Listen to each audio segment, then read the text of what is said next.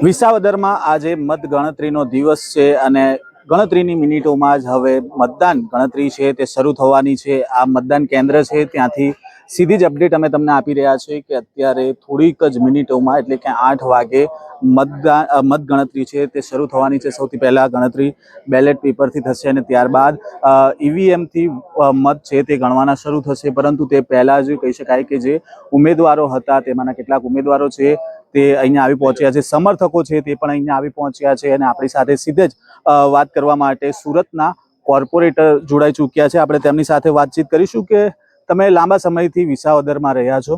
સૌથી પહેલા તો આજે મતગણતરીનો દિવસ છે અને ખૂબ જ ઉત્સાહ અને ઉમંગ હતો। આ પેટા ચૂંટણી હતી છતાં પણ આ ખૂબ હાઈ પ્રોફાઇલ ચૂંટણી થઈ ગઈ, કારણ કે એક ગોપાલ ઇટાલિયા જે હતો એ ખૂબ મજબૂત ઉમેદવાર હતો, એક યુવાન, એક હોશિયાર યુવાન જે ઉમેદવારી કરી હતી એને જીતાડવા માટે લોકોમાં ખૂબ ઉત્સાહ હતો। પરંતુ અહીંયા ચૂંટણી દરમિયાન આક્ષેપો પણ ઘણા થયા। ધારો કે જોઈએ કે ગોપાલ ઇટાલિયા જે આમ આદમી પાર્ટીના ઉમેદવાર છે એમના દ્વારા રેડ કરવામાં આવે છે, પૈસા પકડાય છે, દારૂ પકડાય છે। આ તમામ બાબતને લઈને તમે મતદાન જે થયું એને કેવી રીતે જોઈ રહ્યા છો? આજના સમયમાં સૌ લોકો જાણે છે કે ભારતીય જનતા પાર્ટી માત્ર ને માત્ર પૈસા અને દારૂથી ચૂંટણીઓ જીતે છે, પરંતુ આ વિસ્તારની જનતા ખૂબ હોશિયાર છે, સમજી ગઈ છે કે હવે દારૂ અને પૈસાથી મત વેચાઈ નથી જતો। લોકો ખૂબ હોશિયાર છે। છેલ્લા 18 વર્ષથી અહીંયા ભારતીય જનતા પાર્ટીના આ વિસ્તારની જનતાએ જાકારો આપ્યો છે, છતાં આ વખતે આજ ભારતીય જનતા પાર્ટી છે દારૂ અને પૈસાની રેલમ છેલ કરીને ચૂંટણી જીતવા માંગે છે, પરંતુ આજે સત્યનો વિજય થશે એવી અમને આશા છે, વિશ્વાસ છે। પરંતુ બે કેન્દ્ર એવા રહ્યા જ્યાં ફરીથી પણ મતદાન થયું અને સીસીટીવી પણ બંધ થઈ ગયા એવી પણ વાત સામે આવી હતી, તો તેને કેવી રીતે જોયા? ભારતીય જનતા પાર્ટી લુખ્ખાગીરી, ગુંડાગીરી આવી રીતે ચૂંટણી જીતવા માંગે છે અને એનું એ સાબિતી આપે છે કે ફરીથી ચૂંટણી કરવી પડી 2 બૂથો પર, એની એ સાબિતી આપે છે કે લુખ્ખાગીરી, ગુંડાગીરી કરીને જ ચૂંટણી જીતવી છે। એ જે 2 બૂથો પર મતદાન થયું જ્યાં પ્રિસાઇડિંગ ઓફિસરને ગુંડાઓ દ્વારા, ભારતીય જનતા પાર્ટીના ગુંડાઓ દ્વારા એમને મારવામાં આવ્યો અને મતદાન રોકી દેવામાં આવ્યું, એટલે એ સાબિતી આપે છે કે ભારતીય જનતા પાર્ટી આવી રીતે ચૂંટણીઓ જીતે છે। પરંતુ મતદાન જ્યારે હતું તેની આગલી રાતે સુરતમાં પણ કેટલીક બસો રોકી દેવામાં આવી, ક્યાંક ને ક્યાંક પોલીસ ઉપર બી આક્ષેપો થઈ રહ્યા છે, ચૂંટણી પંચ સામે પણ આક્ષેપો થઈ રહ્યા છે, તે આખી ઘટના શું તમે જોયો છો? ભારતીય જનતા પાર્ટી લોકચાહનાથી ચૂંટણી નથી જીતતી।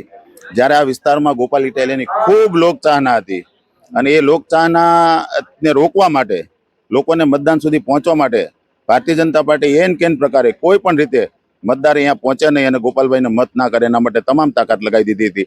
એટલા માટે બસો પણ રોકવામાં આવી હતી।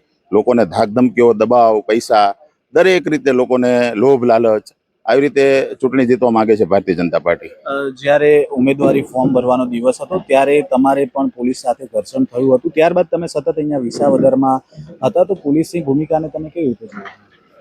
પોલીસની ભૂમિકા ખરેખર આ લોકશાહીમાં નિષ્પક્ષ હોવી જોઈએ, પરંતુ એવી રહી નથી, કારણ કે વારંવાર આમ આદમી પાર્ટીના કાર્યકરોને હેરાન કરવામાં આવ્યા અને ભારતીય જનતા પાર્ટીના જે કાર્યકરો છે, એમના જે નેતાઓ છે, એમની તરફે એકદમ સોફ્ટ કોર્નર તમે જોયું।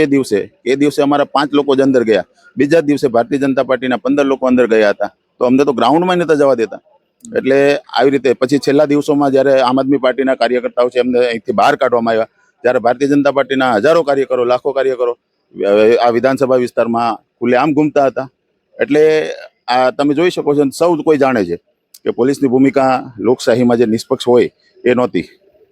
જી બિલકુલ, આપણી સાથે જોડાયા હતા સુરતના કોર્પોરેટર હતા જેમણે પોલીસની ભૂમિકા સામે, ચૂંટણી પંચ સામે પણ સવાલો કર્યા છે। અત્યારે આ સીધા દ્રશ્ય ફરીથી તમને બતાવી રહ્યો છું કે જે જગ્યા ઉપર મતદાન કેન્દ્ર છે અને અહીંયા ગણતરીની મિનિટોમાં જ હવે મત ગણતરી છે તે શરૂ થવાની છે। જે ઉમેદવારો છે તેમના સમર્થકો પણ ધીરે ધીરે અહીંયા પહોંચી રહ્યા છે, સાથે જે ઓફિસરો જેમની ડ્યુટી છે તેઓ પણ અત્યારે જે મતગણતરી કેન્દ્ર છે ત્યાં જઈ ચૂક્યા છે। આ સીધા જે દ્રશ્ય છે કે બહારનો જે આ ગેટ છે ત્યાં ચુસ્ત પોલીસનો બંદોબસ્ત છે। સુરક્ષાને ધ્યાનમાં રાખીને અત્યારે પોલીસનો જડબેસલાક બંદોબસ્ત છે તે ગોઠવવામાં આવ્યો છે। હાલ તો થોડી જ વારમાં મતગણતરી શરૂ થવાની છે અને મતગણતરીને લઈને તમામ જે અપડેટ આવશે તે તમારા સુધી અમે પહોંચાડતા રહીશું। એટલે નવજીવન ન્યૂઝ સાથે જોડાયેલા રહેજો. નમસ્કાર. વૈષ્ણવજન તો તેને કહીએ જે પીડ પરા